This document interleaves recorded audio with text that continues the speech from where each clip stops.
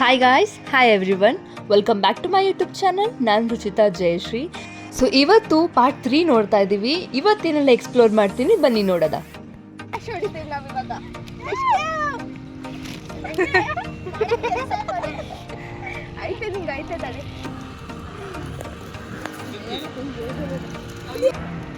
ಅಯ್ಯೋ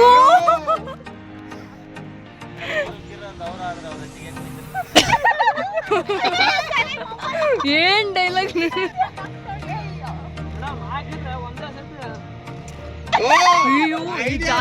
ಕೂದ್ಲಿಗೆ ಹಾಕ್ಬೇಡಿ, ಕೂದ್ ಹಾಳಾಗತ್ತದು. ಮತ್ತೆ ಮತ್ತೆ ಸೆಟ್ ಮಾಡಕ್ಕಾಗಲ್ಲ.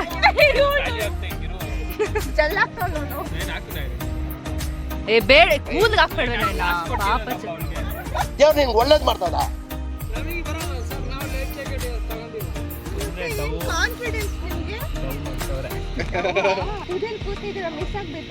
ಗೋವಿಂದ ಗೋವಿಂದ ಗೋವಿಂದ ಗೋವಿಂದ.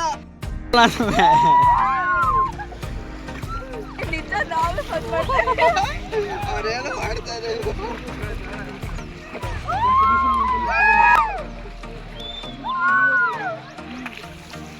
ಕಮಾನ್ ದರ್ಶನ್, ದರ್ಶನ್ ದರ್ಶನ್ ದರ್ಶನ್. ಪೂರಿ ಶಕ್ತಿ ಎಲ್ಲ ಹಾಕ್ಬಿಡು.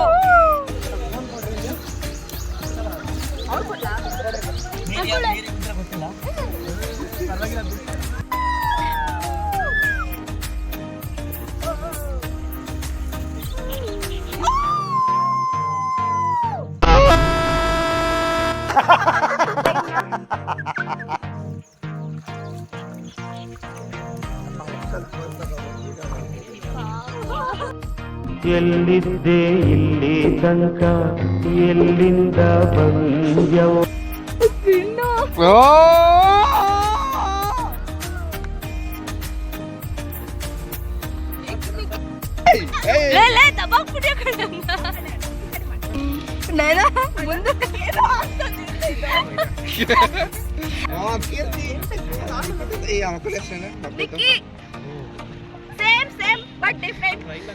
ಸ್ಪೇನ್ ಸ್ಪೇನ್ ಸ್ಪಿನ್ ಆಗ್ತಾ ಇಲ್ಲಪ್ಪ ಅಲ್ಲಿ. ತಿರ್ಗ್ಸೋಣ ಹೋಚು ಅದು ಇಟ್ಕೊಂಡು.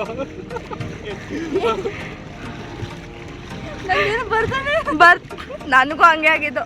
ಇವರಿಬ್ರು ಪರವಾಗಿಲ್ಲ, ತಿರುಗ್ಸೋದ್ರು. ದೋಣಿ ಸಾಗಲಿ ಮುಂದೆ ಹೋಗಲಿ. ನಾವಂತಿಲ್ಲ ಅಂದ್ರೆ ಏನೂ ಆಗಲ್ಲ. ತಿರ್ಗ್ತಾನೆ ಇಲ್ಲ.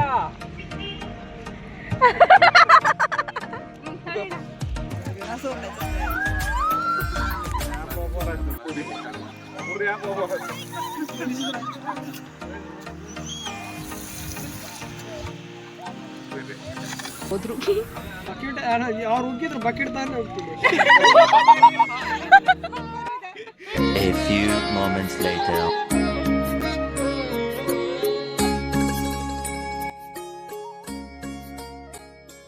ಸೊ ನಾವೀಗ ಹೋಗ್ತಾ ಇರೋದು ವಿಜಯ ವಿಠಲ ದೇವಸ್ಥಾನಕ್ಕೆ. ಸೊ ಅಲ್ಲಿ ನೋಡೋಂಥದ್ದು, ತಿಳ್ಕೊಳ್ಳೋವಂಥದ್ದು ತುಂಬಾ ವಿಚಾರಗಳಿದೆ. ಪುಷ್ಕರಣಿ. ಸೊ ಈ ಒಂದು ಪುಷ್ಕರಣಿನ ನಾವು ಪ್ರತಿಯೊಂದು ದೇವಸ್ಥಾನದ ಹತ್ರನೂ ನೋಡಬಹುದು. ಈ ಒಂದು ಸ್ಥಳನ ಕಲ್ಯಾಣೋತ್ಸವ ಅಥವಾ ತೆಪ್ಪೋತ್ಸವ ಮಾಡಲಿಕ್ಕೆ ಉಪಯೋಗಿಸ್ತಾ ಇದ್ರು.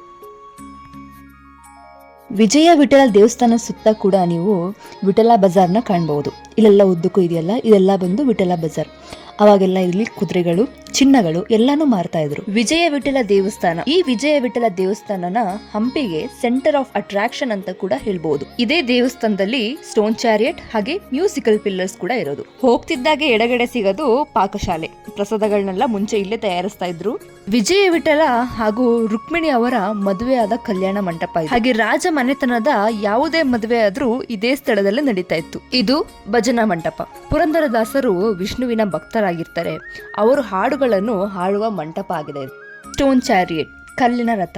ಇದನ್ನ ನಾವು 50 ರೂಪೀಸ್ ನೋಟಲ್ಲಿ ಕೂಡ ಕಾಣ್ಬೋದು. ಕೃಷ್ಣದೇವರಾಯ ಒರಿಸ್ಸಾಗೆ ಹೋದ ಸಂದರ್ಭದಲ್ಲಿ ಕೊನಾರ್ಕ್ ಅಲ್ಲಿ ರಥ ಇತ್ತು. ಆ ರಥನ ಇನ್ಸ್ಪೈರ್ ಮಾಡಿಕೊಂಡು ಈ ಒಂದು ಚಿಕ್ಕ ರಥ ಮಾಡಿ. ಎಲ್ಲಾ ಕಡೆ ರಥ ಅಂದ್ರೆ ಹಬ್ಬದಲ್ಲಿ ದೇವಸ್ಥಾನ ಸುತ್ತುತ್ತೆ, ಆದ್ರೆ ಇಲ್ಲಿ ಹಾಗಲ್ಲ. ಹಬ್ಬದಲ್ಲಿ ದೇವರ ಮೂರ್ತಿಯನ್ನು ಇದ್ರ ಒಳಗಡೆ ಇಟ್ಟು ರಥನ ನಿಂತಿರೋ ಜಾಗದಲ್ಲೇ ಒಂದು ಸುತ್ತಿಸ್ತಾರೆ. ಹಾಗೆ ಇದ್ರ ಒಳಗಡೆ ವಿಷ್ಣುವಿನ ವಾಹನ ಗರುಡನ ಕೂಡ ಕಾಣಬಹುದು. ಹಾಗೆ ಇದು ಗರುಡನ ಪ್ರತಿಬಿಂಬಿಸುವ ರಥ ಆಗಿದೆ. ಈ ಮಂಟಪ ಕೃಷ್ಣದೇವರಾಯ ತನ್ನ 2ನೇ ಹೆಂಡತಿ ಚಿನ್ನಾದೇವಿಗೋಸ್ಕರ ಕಟ್ಟಿಸಿರ್ತಾರೆ. ಈ ಮಂಟಪದಲ್ಲಿ ಒಟ್ಟು 56 ಕಂಬಗಳಿದ್ದು ಒಂದೊಂದು ಕಂಬಗಳನ್ನ ಬಡ್ದಾಗ ಒಂದೊಂದು ಮ್ಯೂಸಿಕಲ್ ನೋಟ್ಸ್ ಬರ್ತಿತ್ತು. ಚಿನ್ನಾದೇವಿಗೆ ನೃತ್ಯ ಮಾಡೋದಂದ್ರೆ ತುಂಬಾ ಇಷ್ಟ ಇತ್ತು. ಒಬ್ಬೊಬ್ರು ಒಂದೊಂದು ಕಂಬನ ಬಡಿತಾ ಹೋದಾಗ ಚಿನ್ನಾದೇವಿ ನೃತ್ಯ ಮಾಡ್ತಾ ಇದ್ರು. ಆದರೆ ಬ್ರಾಹ್ಮಣಿ ಸುಲ್ತಾನ್ ಅವರ ದಾಳಿಯಲ್ಲಿ ಸಂಪೂರ್ಣವಾಗಿ ನಾಶ ಮಾಡ್ತಾರೆ. ಮುಂಚೆ 56 ಕಂಬಗಳಿದ್ದು ಈಗ ಬರೀ 40 ಕಂಬಗಳು ಮಾತ್ರ ಉಳ್ಕೊಂಡಿದೆ. ಜನಗಳನ್ನ ಮಂಟಪದ ಒಳಗಡೆ ಬಿಟ್ಟಾಗ ಅದನ್ನ ಬಡ್ದು ಹಾಳು ಮಾಡ್ತಾ ಇದ್ರು ಅಂತ 20 ವರ್ಷಗಳಿಂದ ಈ ಒಳಗಡೆ ಬಿಡೋದನ್ನ ನಿಲ್ಸಿದ್ದಾರೆ.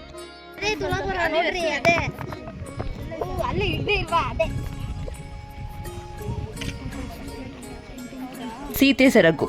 ರಾವಣ ಸೀತೆನ ಅಪಹರಿಸ್ಕೊಂಡು ಹೋಗ್ಬೇಕಾದ್ರೆ ಸೀತೆ ಹಾಕಿರೋ ಒಡವೆಗಳನ್ನ ಸೆರಗಿಗೆ ಕಟ್ಟು ಕೆಳಗಡೆ ಬಿಟ್ಟಾಗ ಅದು ಕೂರ್ತಾಗಿ ಉಳ್ಕೊಳ್ಳುತ್ತೆ. ಹಾಗೆ ಮುಂದೆ ಹೋದ್ರೆ ನಿಮ್ಗೆ ಮತ್ತೊಂದು ಕೊರೈಕಲ್ ರೈಡ್ ಸಿಗುತ್ತೆ. ಕಡಲೆಕಾಳು ಗಣೇಶ. ಈ ಗಣೇಶನ ಒಂದೇ ಕಲ್ಲಿನಿಂದ ಕೆತ್ತಲಾಗಿದೆ. ಕಡಲೆಕಾಳು ಆಕಾರ ಇರೋದ್ರಿಂದ ಇದನ್ನ ಕಡಲೆಕಾಳು ಗಣೇಶ ಅಂತ ಕರೀತಾರೆ. ಹಂಪಿಯಲ್ಲಿ ಮತ್ತೊಂದು ಫೇಮಸ್ ದೇವಸ್ಥಾನ ಅಂದ್ರೆ ಅದು ಲಕ್ಷ್ಮೀ ನರಸಿಂಹಸ್ವಾಮಿ ದೇವಸ್ಥಾನ. ಈ ದೇವಸ್ಥಾನನ ಸಂಪೂರ್ಣವಾಗಿ ಹಾಳು ಮಾಡಿರ್ತಾರೆ. ಎಡಗಡೆ ಲಕ್ಷ್ಮಿ ಕೂತಿರ್ತಾರೆ, ಲಕ್ಷ್ಮಿ ಹಾಗೂ ಕಾಲುಗಳು ಎಲ್ಲಾನು ಹಾಳು ಮಾಡಿರ್ತಾರೆ. ಅದನ್ನ ಸ್ವಲ್ಪ ಮಟ್ಟಿಗೆ ಮಾತ್ರ ಸರಿ ಮಾಡಿ ಬಿಟ್ಟಿದ್ದಾರೆ.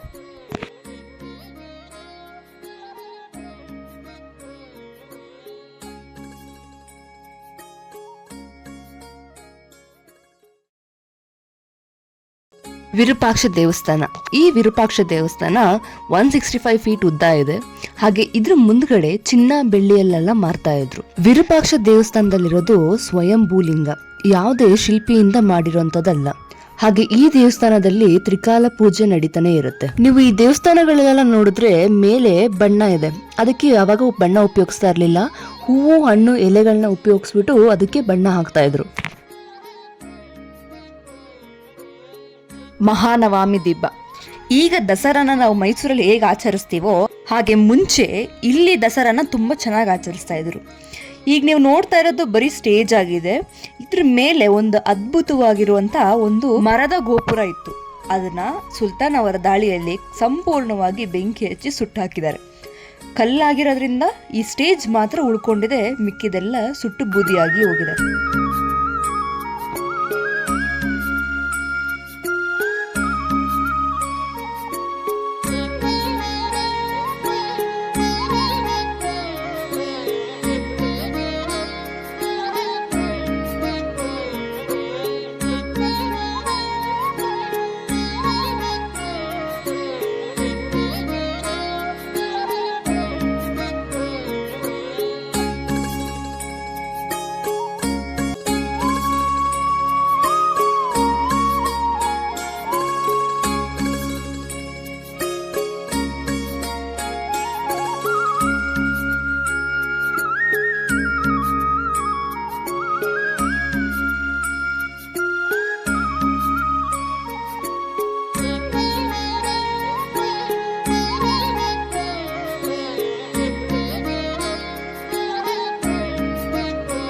ಈ ದೇವಸ್ಥಾನ ಮುಂಚೆ ನೆಲಕ್ಕೆ ಸರಿಸಮವಾಗಿತ್ತು. ಅದಾದ್ಮೇಲೆ ಮಣ್ಣಲ್ಲಿ ಮುಚ್ಚೋಗಿತ್ತು. ನಂತರ 300 ವರ್ಷಗಳ ನಂತರ ಈ ಒಂದು ಬಾಗಿಲು ಸಿಕ್ಕಿ ಇದರಲ್ಲಿ ಏನೋ ಇದೆ ಅಂತ ಅಂದ್ಬಿಟ್ಟು ನೋಡ್ತಾ ಹೋದಾಗ ಸಿಕ್ಕಿದ್ದು ಒಂದು ದೊಡ್ಡ ಶಿವನ ದೇವಸ್ಥಾನ. ಇದು ಮೂಲತಃ ಪ್ರಸನ್ನ ವಿರೂಪಾಕ್ಷ ದೇವಸ್ಥಾನ. ನಂತರ ಅಂಡರ್ ಗ್ರೌಂಡ್ ಅಲ್ಲಿ ಸಿಕ್ಕಿರೋ ಕಾರಣ ಇದನ್ನ ಅಂಡರ್ ಗ್ರೌಂಡ್ ಶಿವ ಟೆಂಪಲ್ ಅಂತ ಕೂಡ ಕರೀತಾರೆ.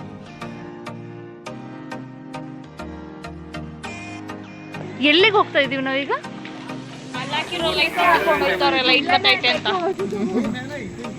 ಏನನ್ನ ಕರೀತಾರ ನೋಡು, ನೈನೇ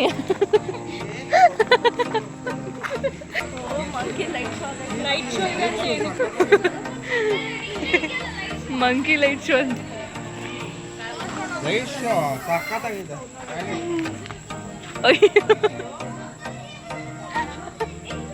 ನೋಡೇ ಇಲ್ಲ.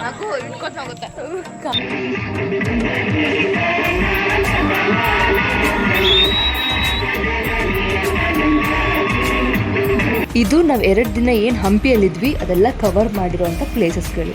ಸೊ ನಾವು ಈ ತುಂಗಭದ್ರಾ ಡ್ಯಾಮ್ನ ನೋಡಿಕೊಂಡು ಬ್ಯಾಂಗ್ಳೂರ್ಗೆ ಹೊರಟ್ವಿ. ನೈಟ್ ಬಸ್ ಕ್ಯಾಚ್ ಮಾಡಿಕೊಂಡು ಮಾರ್ನಿಂಗ್ ಬ್ಯಾಂಗ್ಳೂರ್ಗೆ ಹೋಗಿದ್ವಿ. ನೀವೇನಾದರೂ ಹಂಪಿ ಪ್ಲಾನ್ ಮಾಡ್ತಾ ಇದ್ರೆ ಖಂಡಿತವಾಗ್ಲೂ ಬನ್ನಿ. ಇಲ್ಲಿ ನೋಡುವಂಥದ್ದು ಅಥವಾ ತಿಳ್ಕೊಳ್ಳೋವಂಥದ್ದು ವಿಷಯ ತುಂಬಾ ಇದೆ. ಸೊ ನಾವು ಈ 2 ದಿನದಲ್ಲಿ ಏನೆಲ್ಲ ನೋಡಿದ್ವಿ ಅದನ್ನೆಲ್ಲ ಆಲ್ಮೋಸ್ಟ್ ಎಲ್ಲ ಕವರ್ ಮಾಡಿದ್ದೀನಿ. ಹಂಪಿನ ಕಂಪ್ಲೀಟಾಗಿ ಎಕ್ಸ್ಪ್ಲೋರ್ ಮಾಡೋಕ್ಕೆ 1 ತಿಂಗಳ ಕಾಲ ಬೇಕಾಗ್ಬೋದು. ಆದರೆ ನಾರ್ಮಲ್ ಆಗಿ ರಫ್ ಆಗಿ ನೋಡ್ಕೊಂಡು 2 ರಿಂದ 3 ದಿನ ತನಕ ಆಗ್ಬೋದು. ಹಂಪಿಯಲ್ಲಿ ನೀವು ಎಲ್ಲಿ ನೋಡಿದ್ರು ಫಾರಿನರ್ಸ್ ಕಾಣಿಸ್ತಾರೆ. ಬೇರೆ ದೇಶದಿಂದ ಬಂದು ನಮ್ಮ ಕರ್ನಾಟಕದಲ್ಲಿರೋ ಜಾಗನ ನೋಡಬೇಕಾದ್ರೆ ನಾವು ಇಲ್ಲಿದ್ಕೊಂಡು ಹೋಗಿ ನೋಡಿ ತಿಳ್ಕೊಳ್ಳೋದ್ರಲ್ಲಿ ಏನೂ ತಪ್ಪಿಲ್ಲ. ನಾವು 2 ದಿನ ಹಂಪಿಲಿ ತುಂಬ ಚೆನ್ನಾಗಿ ಎಂಜಾಯ್ ಮಾಡಿದ್ವಿ. ಸೊ ಈ ವಿಡಿಯೋನ ನಾನು ಇಲ್ಲಿಗೆ ಎಂಡ್ ಮಾಡ್ತಾ ಇದ್ದೀನಿ. ಪಾರ್ಟ್ 1, 2, 3 ಆದಷ್ಟು 3 ಕಂಪ್ಲೀಟ್ ಮಾಡಿ ನಮ್ಮ ಹಂಪಿನ ನೋಡಿ.